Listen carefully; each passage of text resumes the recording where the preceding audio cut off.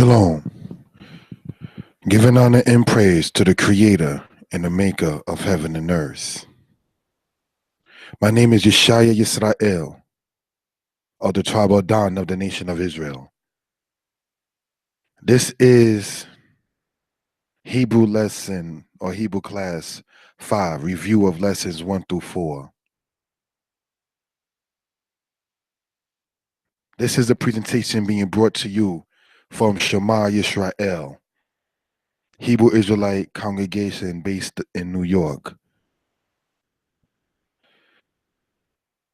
What we're going to go over is a review as stated from lessons 1 through 4 in the Hebrew class presentation. I want to give due respect to Nasi Zippor, as well as Nasi Natan El and Chief Natan El as well. Also, want to give due respect to my Hebrew teacher, Kohen Mikael.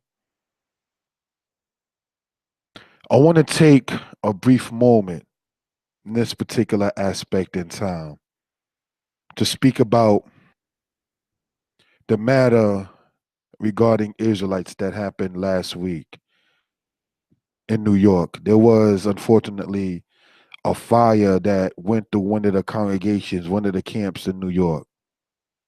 And the name of that particular camp was and is B'nai Adat, based in Brooklyn, New York. That place to me held sentimental value in that that's where I learned how to get over my fear, negative fear, in regards to Hebrew. I remember being called up at the age of 11, to go and read the Hebrew there, and Bereshit bara Elohim et hashemayim ve'et haaretz, in Genesis chapter 1, verse 1 through Genesis 1, verse 5. I'm 37 now, giving thanks to the Most High.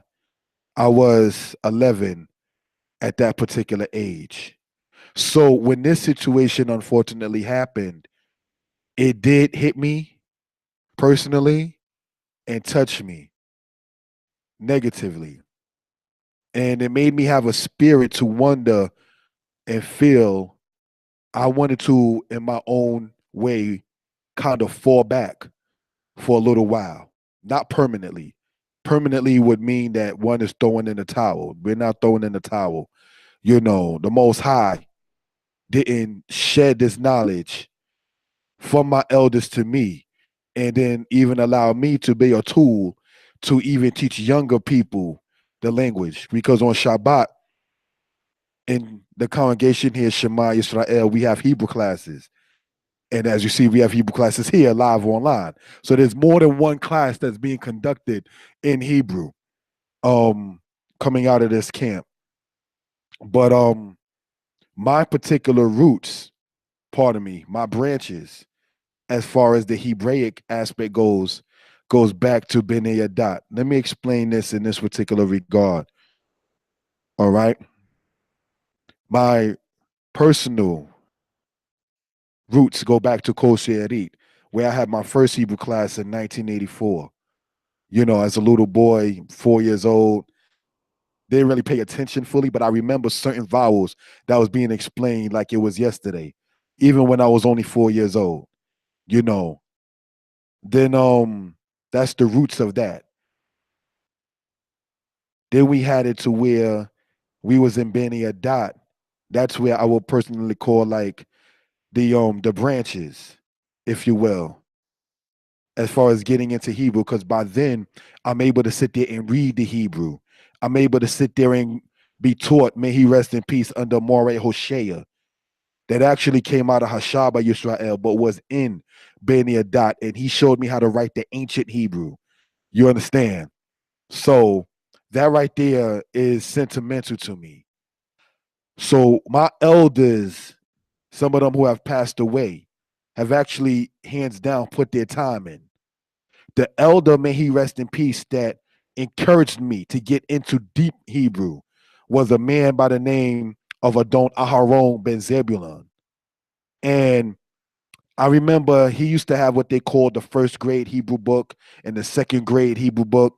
And he used to go over certain things with me in that particular regard, and it made me sit back and think when I will begin into the reading, and he will say, okay, now this step is now this. Okay, this step is now this. It was never a thing in which one was allowed to slack, if you will, as far as knowing and getting into the Hebraic understanding. One thought I had, I remember, was in Beni Adat in 1991 when I was a little boy. And I said, wow, Hebrew seems to be hard. Why is it that the people couldn't just be speaking English back then? And that particular teacher, like I stated, may he rest in peace, in Beni Adat in 1991, his name, as stated, was Adon Aharon Ben Zebulon. And he said, no, we are the Hebrews. So therefore, we have to speak the Hebrew. You don't hope that the ancient Hebrews spoke English because it seems already easier because that's what you're speaking now. What you're doing, him speaking to me, what you're doing is you're going to have to be able to challenge yourself to accept that as yours and then be able to grasp it and have the wind behind your back. And it may seem deeper than just, okay, it's just some letters and vowels. But when you have a fear of something or the unknown or that kind of thing, that's the kind of spirit that you should take to have as the saying goes, the ruach akarecha. You understand? The wind behind your back or the wind behind you to push you forward into that. And these are things that help encourage me.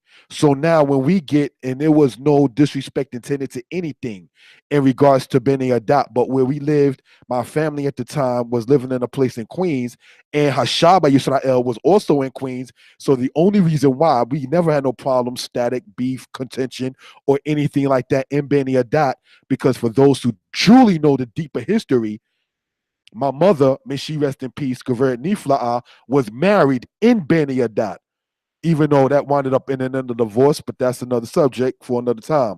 But the point I'm saying is it just goes to show how much sentimental value that particular place has held to me. And without that, there would be no branches into the Hebrew as far as my personal life. So now by the time 2016 comes and I'm asked and accepted and I give thanks to the Most High to be the Hebrew teacher in Shema Yisrael, you don't forget where you come from, and then you still got to sit there and continue on. See, the Tanakh says a time to mourn and a time to weep, a time to laugh and a time to dance. It's a time for everything. So now that in my own personal life, that kind of thing has already, subsided as far as the feelings is concerned, the work still has to continue and to go on. And this is something that want to be talked about. Anybody who can't or refuse to understand that premise, that's just your problem. Once it comes down into that particular case, the next thing in regards to that particular matter is this. When we got into Hashaba Yisrael, Kohen Mikael had a class that was referred to as Kita Sika, which means class of conversation. And we would go over the alphabet, vowels, but by that time, we was already dealing with verbs. So the word katab was said right. And then it went from there to certain kinds of how verbs work. The I am wow verb, we're in the past tense. Anytime you have a verb as the second letter is a wow or a yod, it drops off when you conjugate it in the past tense and so forth. So I consider Hashaba for my personal life as the leaves or the fruit of the tree that came. So you had the root, the branches, and then the leaves. And that's my own personal 2 cents in regards to my personal life as far as Hebrew is concerned. You understand? What we're attempting to do in this congregation, Shema Israel, and having the Hebrew classes continue on is you're passing a baton on. You're passing the legacy on. You're passing the truth on in regards to us teaching this particular aspect in language. All right. So this right here, okay, I know that was an extended introduction, but this right here is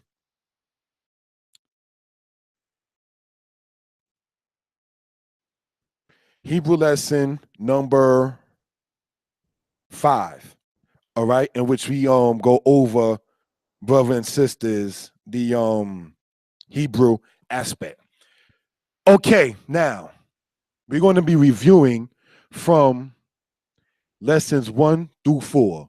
And it says the letter Aleph, the first letter, and has no set sound. The sound of the vowel alone is what is expressed when reading or speaking. The meaning of Aleph is thousand or clan. Aleph as a verb means to teach. So that's something we want to point out for edification purposes. All right. So the letter that you see there is called the letter Aleph. All right. And notes concerning it is on the right hand side. Next slide. Thank you.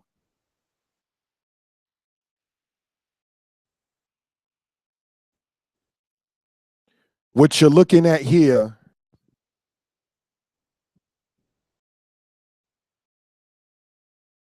is the letter Bet, said by some in later form of Hebrew as vet. Now, bet and vet have the same numerical value, has the same meaning. The reason why some people say vet is this particular letter without the dot within it. That dot that you see in it is referred to as a dagesh. So now, some people state when you don't see it in there, it makes the V sound. But the V sound in Hebrew, as in vet, basically comes when certain people are unable to pronounce certain things with or B sounds within it, such as Abiba, such as Elishaba. All right. So some people state as Aviva or Elishiva, but in actuality, it really makes the B sound in that particular case. All right. So we just want that to be pointed out for edification purposes. The meaning of bet is house. Next slide. Thank you.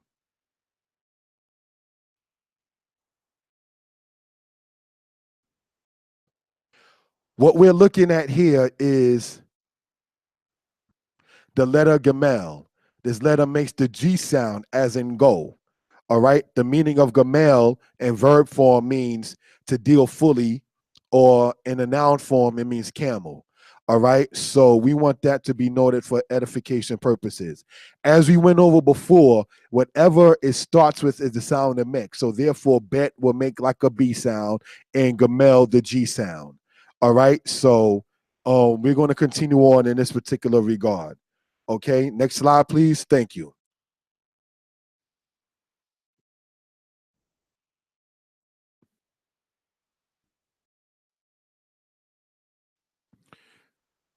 This, what you're looking at right here, is the letter Dalit, and it makes the D sound.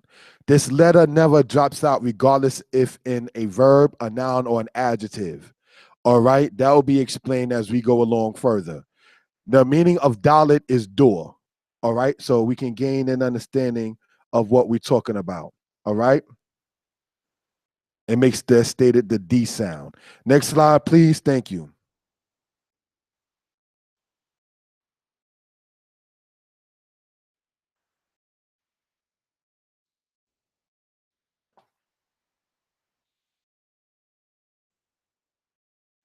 What you're looking at here is the letter hey, and it makes the H sound. All right. It serves as the prefix in many cases in Hebrew verbs. This is the thumb of the Hebrew alphabet, according to what I teach. The meaning of hey means behold or window. All right. So this is just something I want to point out for edification purposes. Now, when you look at this particular aspect, right? And I'll present the letter hey as the thumb of the Hebrew alphabet, brothers and sisters, simply is because the without hey, you don't have any causative. And heaven forbid, someone without a thumb is very, very limited in what he or she is able to do.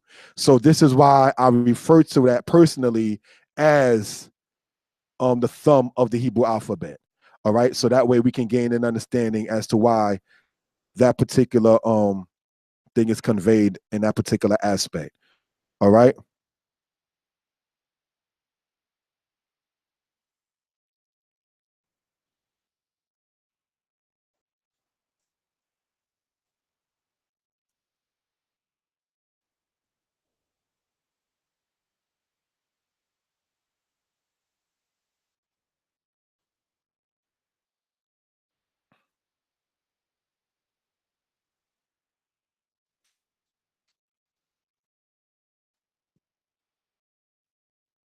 Next slide, please.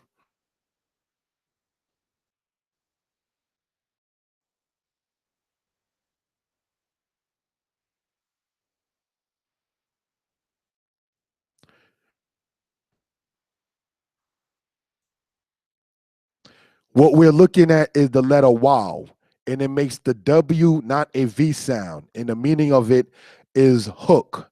Many cases, this letter serves a Hebrew prefix meaning and.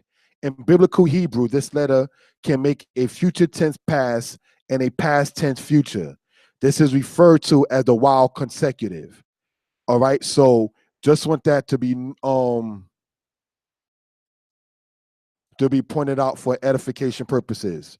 All right. So we're going to go on into the next letter in this particular regard. Next slide, please. Thank you.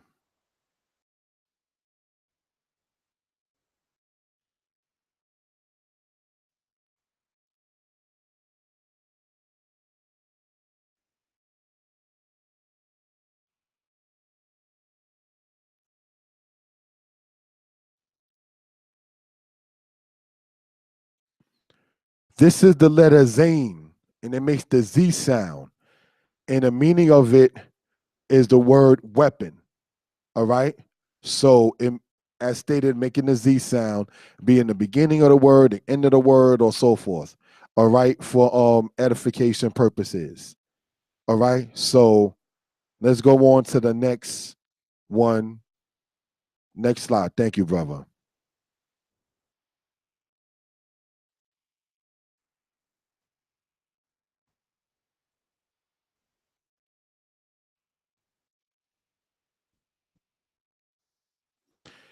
What you're looking at is the letter Ket. Instead of spelling it as Chet, I spell it as Khet. Due to the possible confusion of it said, making the CH sound as in cheese. It makes a strong KH sound. And the meaning of it is fence. You see this word in um, words like ak, which means brother, tapu ak, which means apple. All right. So just want this to be pointed out for a reason and purposes. All right. Next slide, please. Thank you.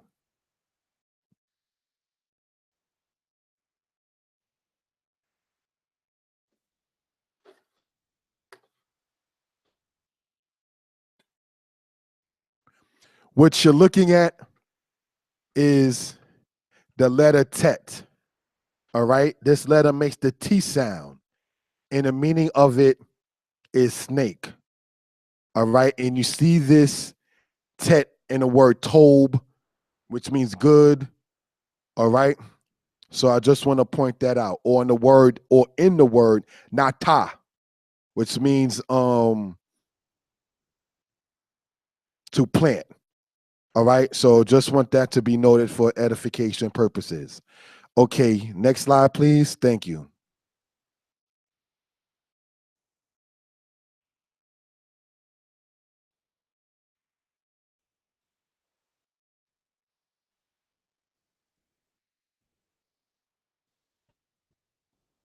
What you are looking at is the letter Yod.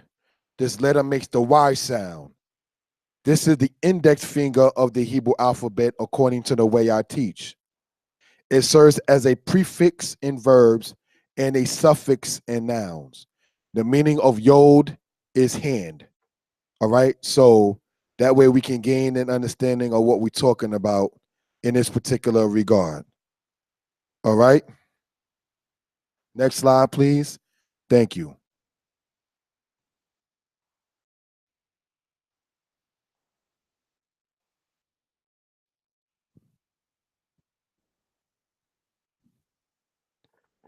What you are looking at is the letter Kaf. It makes the K sound in words. The meaning of Kaf is spoon or palm, like the palm of your hand.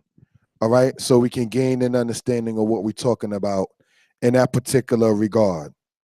All right. Sometimes you'll see it as with or without the dagesh or the dot within it. All right. But it's still making the same sound in that particular regard. Okay. Next slide, please. Thank you.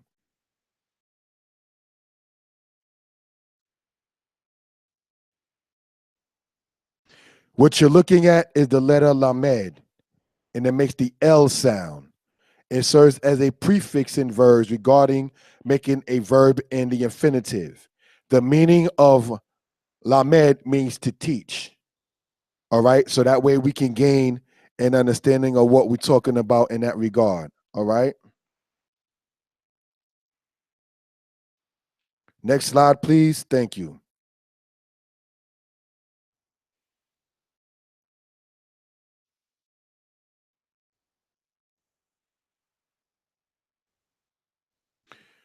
What you are looking at here is where it says lamed used as an infinitive. All right. The Hebrew on the left-hand side on the top says la'asot otam. The Hebrew on the bottom says la'abotam latate lahem. Now, one of the things to point out is I highlighted the lamed in the infinitive aspect in the blue. All right, so you can see where the distinction comes into play. If you remember, I was saying that the lamed is used in verbs with showing the infinitive. All right, so la'asot literally means to do. La'asot otam literally means to do them. All right, the bottom line, we see la'abotam latate lahem. Latate means to give, literally. All right, so this is how lamed is shown in its infinitive aspect. The matter of the infinitive in the lamed letter. The blue letters show the lamed used as an infinitive, as the infinitive. La asot, to make or to do. La tate, to give. The bottom line in Hebrew says la abot tam, to their fathers. La tate, to give. Lahem, to them. So this is something we want to point out for reference purposes. All right. Next slide, please. Thank you.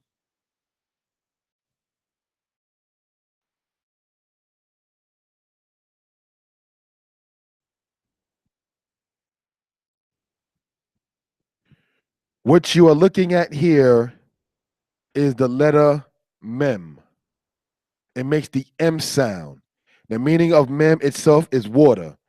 In verbs, mem serves as a prefix, meaning of or from. All right. So that's also in nouns as well, where the mem serves as a prefix. All right. So I want this to be noted for edification purposes. Okay. Next slide, please. Thank you.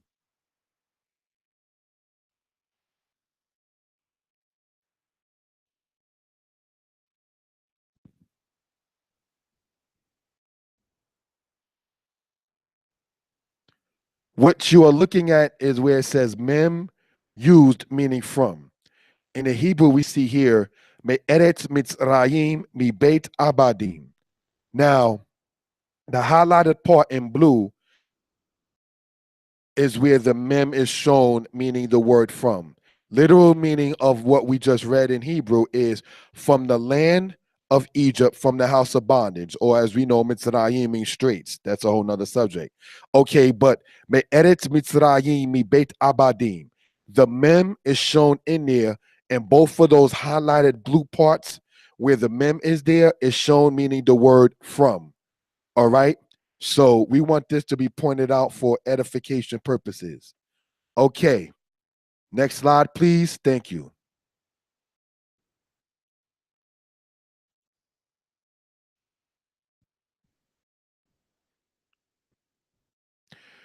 What you are looking at here is the letter noon. Okay. And it makes the N sound. Also serves as a prefix in verbs.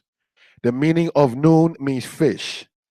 All right. So we can gain some understanding of what we're talking about in this particular regard. This is the letter noon, making the N sound. All right. And personally, it's my favorite Hebrew letter. I don't know why, but it's just always been since I was a child. But just want that to be pointed out for a reason and purposes. Next slide, please. Thank you.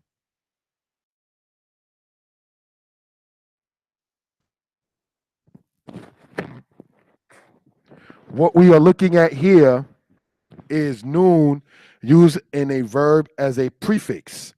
Now, the Hebrew that you see there on the left hand side, the first part, the first word that is says na'aseh.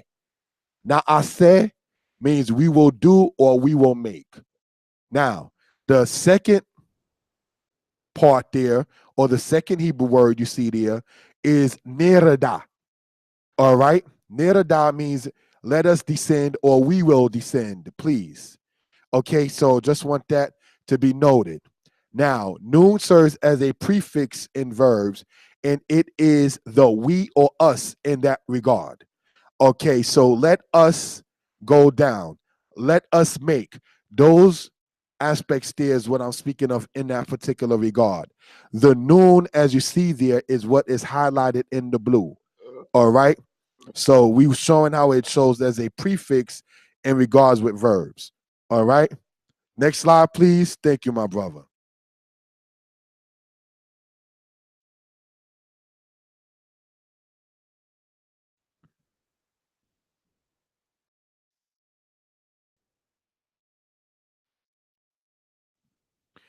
This is the letter Samek.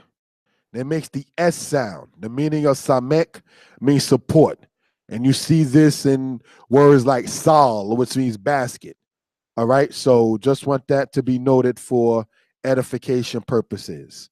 All right. Next slide, please. Thank you.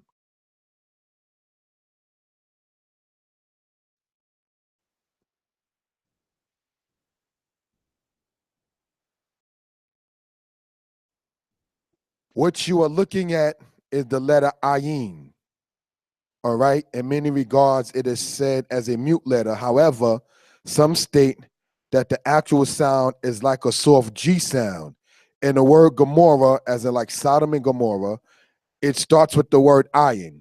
All right. The meaning of ayin is eye, like the eye that you see with. All right. So we can gain an understanding in that particular regard. Next slide, please. Thank you.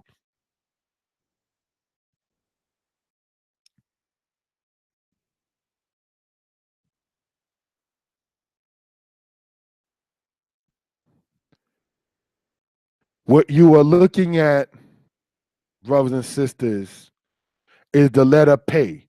It makes the P or the F sound. The meaning of pay itself is mouth. All right. So that way we can gain an understanding of what we're talking about in that particular regard. All right. Okay. Now, it is generally understood that when this particular letter doesn't have the dagesh or the dot, that is when it is referred to as the fe. And when it does have it, is referred to as the pay. But just like the bait and the vate, the only difference is the way one is able to pronounce certain words at a certain time. So fey is really a variant of pay, just as much as vet is a variant of bet. All right. So we just want that to be pointed out for edification purposes. Next slide, please. Thank you.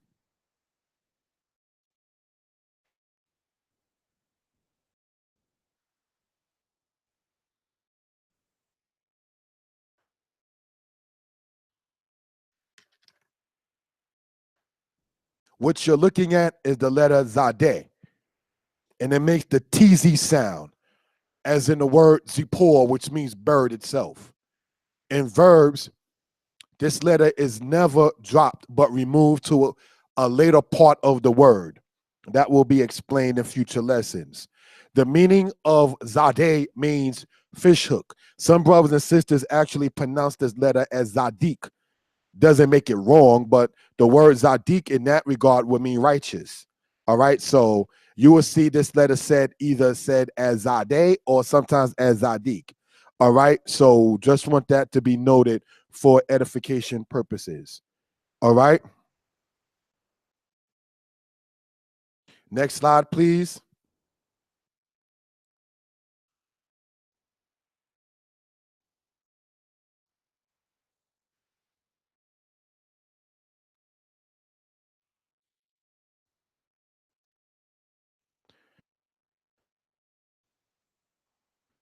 What you are looking at here is the letter Quf. The meaning of Quf is monkey or the back of one's head. All right. The sound of Quf is a QU or a KW sound, like queen. And you will see this in the word Qadosh. All right. So just want that to be noted for edification purposes. All right. Now, I want to state this, and that is if anyone happens to have any questions regarding what we're going over, feel free to type it in the chat part here now, or feel free to comment later on when the video is posted up. Because once the video is posted, a person can go and review, stop and pause, rewind, stop and pause, review, and so forth and so on. All right. So just want that to be noted. But if there's any questions or comments regarding the alphabet as we went over, don't hesitate to comment inside the live chat. All right. So let's go on. Next slide, please. Thank you, my brother.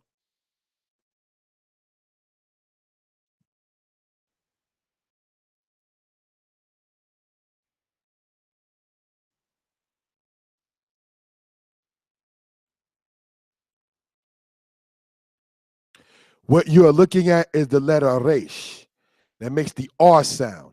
The meaning of Resh is leader or head. All right. So we just want that to be noted for edification purposes. All right. Resh makes the R sound. Next slide, please. Thank you.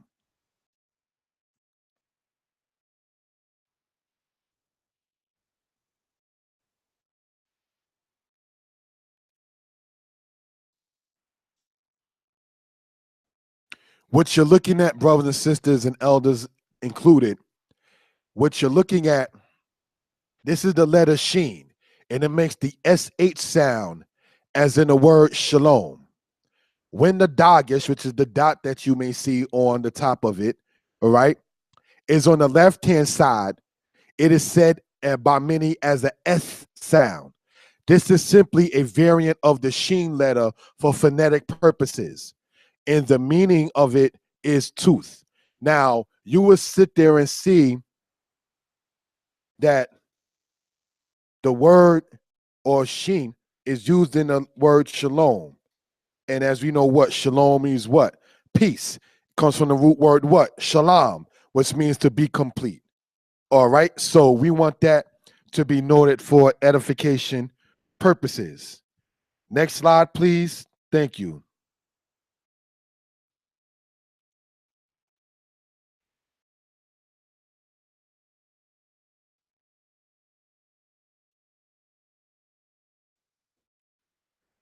What you're looking at here, brothers and sisters, is the letter tau. This is actually said by some as thou, as a TH sound. This is said to make, as stated, the T or the TH sound. This serves as both a prefix and a suffix in verbs. This is also a feminine letter. The meaning of tau is sign. So for those who may know or been following, hey and tau are feminine letters. All right. So that's just something to be pointed out for reference purposes. All right. So we're going to go on to the next part of this. Next slide, please. Thank you.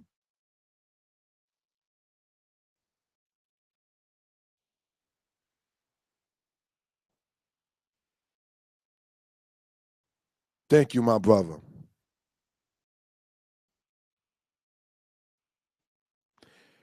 It says the tau used, I meant to say as a suffix and a prefix. All right. So just want that to be noted. What you're looking on the left-hand side, we see here the word shamata. The word means you heard. This is noted in the past tense. So the blue part that you see there on the far left hand side, all right, that serves as the suffix. All right. Now, what you're looking at on the right hand side, it says, as we noted there, the word tishma, which means you will hear. So now, when we go back to Tau, right, and it says this serves as both a prefix and a suffix in verbs, we can gain an understanding visually of what we're talking about. Okay.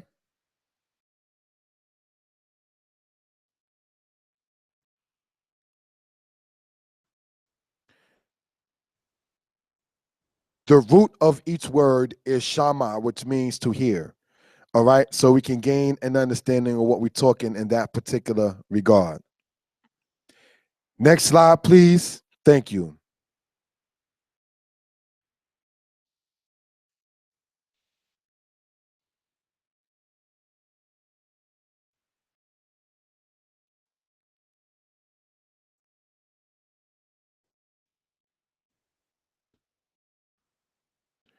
This shows the Hebrew vowels. The Qamats, Petak, Zere, Segol, Shawa, Kirik, and Kibbutz all go under the letter. The Kolam and Shuruk go next to the letter, with the Waw as a vowel holder. All right. So we want that to be pointed out for evidence purposes. As stated, the Qamats, looking at the top line, the Petak, the Zere, the Segol, the Shawa. Now jump to the second line, the Kirik and the Kibbutz. All of those go underneath the letter. Now I want to explain for those looking, and they're seeing what is referred to as the Kataf, Kamatz, Kataf Petak, and Kataf Segol. Now, those particular things right there on the bottom side, we always remember Hebrew going from right to left. Those are basically saying that is a Kamatz, Petak, or a Segol, but it's supposed to have been said with a shorter aspect. For instance, the word E'ethe means I will do. So the ayin has what is referred to as the kata segol or the segol kortan, according to some people. So instead of saying E'ese, some people say it's E'ese, but you're still saying the same word regardless. It's not as if it's said longer, the meaning of the word changes. So the last three on the bottom line there, when it says kataf, patak, kataf, kwamatz, kataf, segol, those particular things are just saying that it's supposed to said shorter than a regular vowel aspect. All right, so we want to point that out for reason and purposes. In the notes there says the kolam and the shiruk go next to the letter. We're going to show that as we go along in this particular aspect with the wow as a vowel holder. The other ones in this particular aspect have it to where they all go underneath the letter. One of the reasons why I personally do not endorse grammatria, which is basically saying that all Hebrew words must have the same numerical value and so forth and so on, is because if the author who's writing something, for instance, the word shalom, and doesn't have enough space to put the sheen, the lamed, the wow, and the mem, they can still say shalom with the sheen, the lamed, and the mem. But the letter wow has the numerical value of 6. So sheen, lamed, wow, and mem, spelling shalom, does not have the same numerical value as sheen, lamed, and mem without the wow. But yet the meaning of the word is still the same. So that's why personally I do not teach in here what is understood as grammatria, a form of Hebrew. All right. So just want that to be pointed out for reference purposes. Okay, next slide, please. Thank you.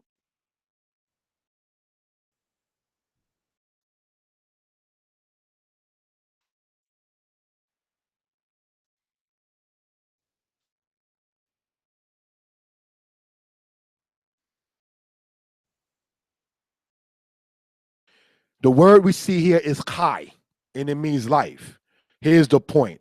Anytime we have a patak or a kwamatz under any letter, I emphasize by capitalizing under any letter, and the following letter is a yod, the sound is I or I. I wanted to make sure I put that so it can be understood for edification purposes.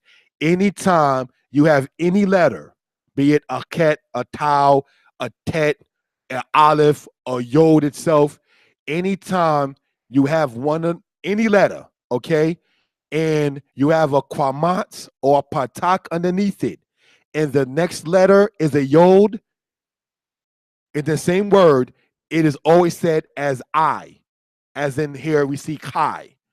All right, so we can gain an understanding of what we're talking about in reading Hebrew for phonetic reasons. All right, next slide, please. Thank you.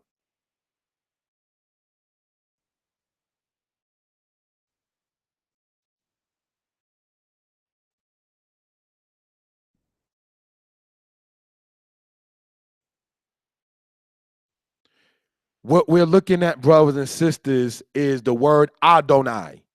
All right. The matter is that the noon had a kamat under it and a yod as the following letter. Thus, the sound is I, E-Y-E-I, or just the letter I. I'm just putting that there just to emphasize a point. I'm not saying that we should say EYE in English instead of the letter I when speaking of self. I'm not going there. I'm just saying in that particular aspect. The Hebrew that we see on the left hand side has the aleph with the qamats, pardon me, with the patak, the dalet with the kolam, and the noon with the qamats. All right. So Adonai, which means what? My Lord. All right. So we can gain an understanding of what we're talking about. The noon and that yod just goes to show when you have, as even shown here, the kwamat and the next letter is a yod, the pronunciation of that by default is the I sound. This is how you get the I in Hebrew, as in Kai, Adonai, Elohai, Kapai, so forth. All right. You see the word Kapai, meaning my hands in the book of Genesis. So I just want that to be noted for edification purposes. Next slide, please. Thank you.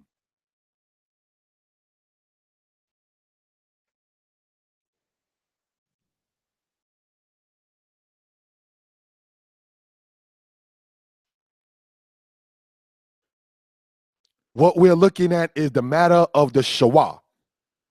The word here is Yisrael. The working of the Shawah is seen in the second letter under the seen, some may say a sheen letter. Okay?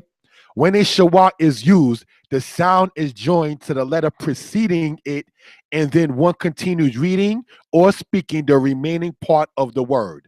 So, what we're looking at there in the highlighted part is where the Shawah is at. Yod, Sin, Resh, Aleph, Lamed.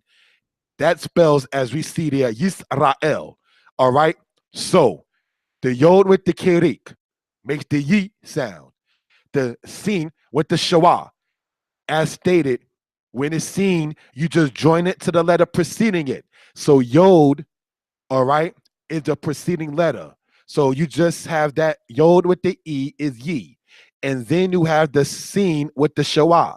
So it's Yis, and then you continue either whether you're reading or speaking, you continue on with the rest of the word. Yis ends that particular part, Ra'el. Yis is that particular part, Ra'el. And this is something we want to point out for reference purposes, or as far as how the Shawah works. You will never, brothers and sisters, see the Shawah as either the first and the second part of the same word. With the first and second letter, you will not see that. You may see it with the second and the third, the second and the fourth, the first and the third, or the first and the fourth, but never would a shawah be with both the first and the second letter of a word. All right, so just want that to be noted for edification purposes. Okay, next slide, please. Thank you.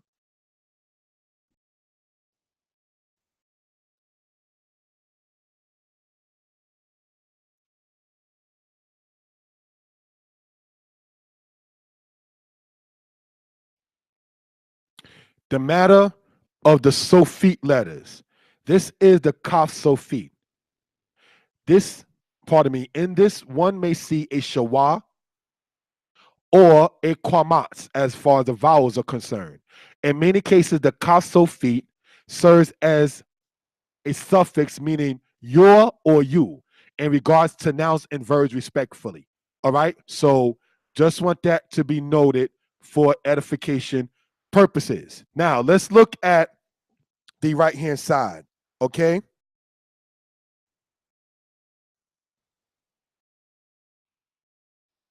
And it says what? Banecha ubnotecha, meaning what? Your sons and your daughters.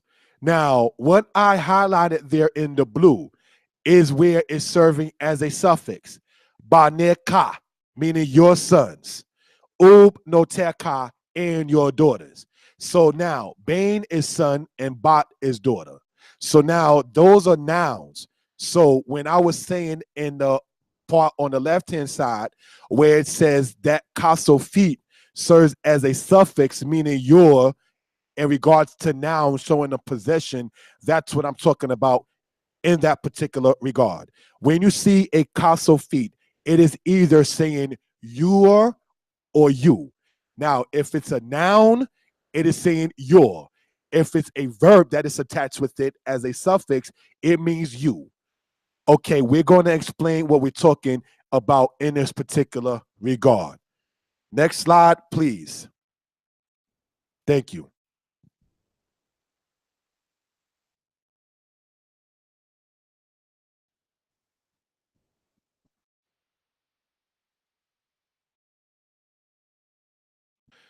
What you're looking at here, it says in the Hebrew there, ki ga'al tika, for I have redeemed you.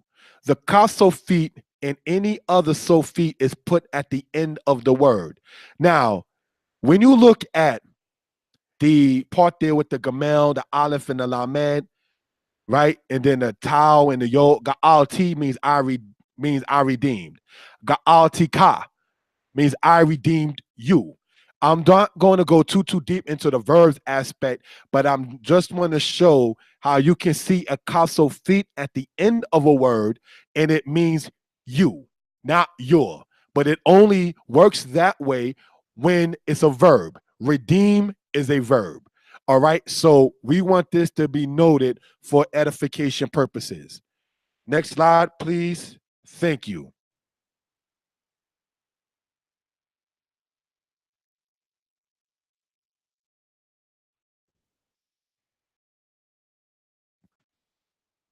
What you're looking at here, brothers and sisters, is the word Mizraim. The mem sophit makes the M sound at the end of words. As we already stated, all the sophits go at the end of a word. All right. The mem sophit makes the M sound at the end of words.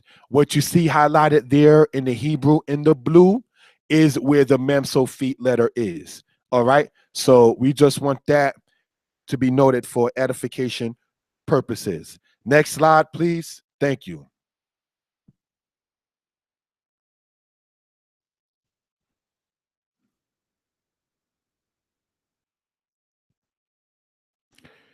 The Hebrew there we see, brothers and sisters, okay? It says Omar Lazafon, which means I will say to the north. The part left there in the black is the noon sophit. The noon sophit makes the end sound at the end of a word. All right. So we want that to be pointed out for edification purposes. The noon sophit makes the end sound at the end of a word. All right. So as we see there in the black letter there, Omar Lazafon means I will say to the north.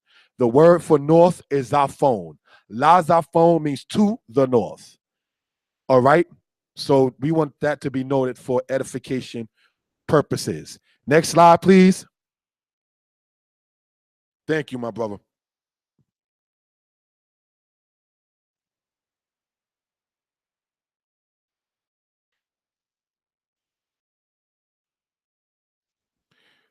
The fe or pay sophit makes the F or P sound at the end of words. The Hebrew you see there is says et Yosef.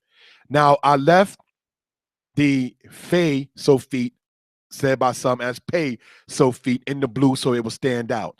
The word Yosef is transliterated as Joseph. And of Yosef means he who will add or adding or increasing. All right. So we want that to be pointed out. The Fe or pay so feet makes the F or P sound at the end of a word. All right.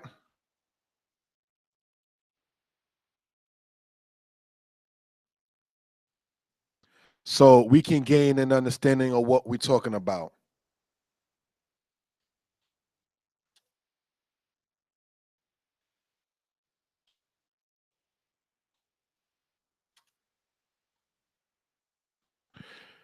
Next slide, please. Thank you, my brother.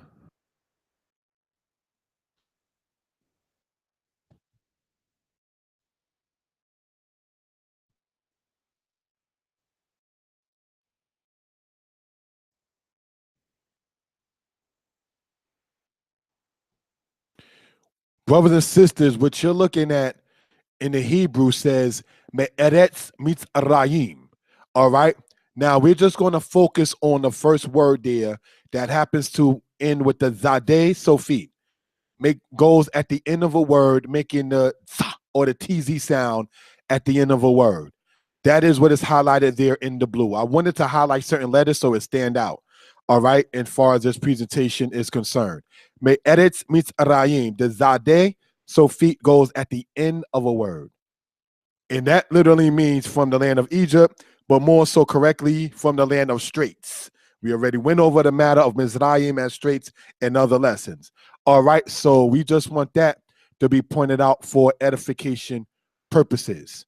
Okay, now that ends this particular lesson in regards to the Hebrew alphabet and review from 1 through 4, which is Hebrew class number 5. And we also went over the particular vowels.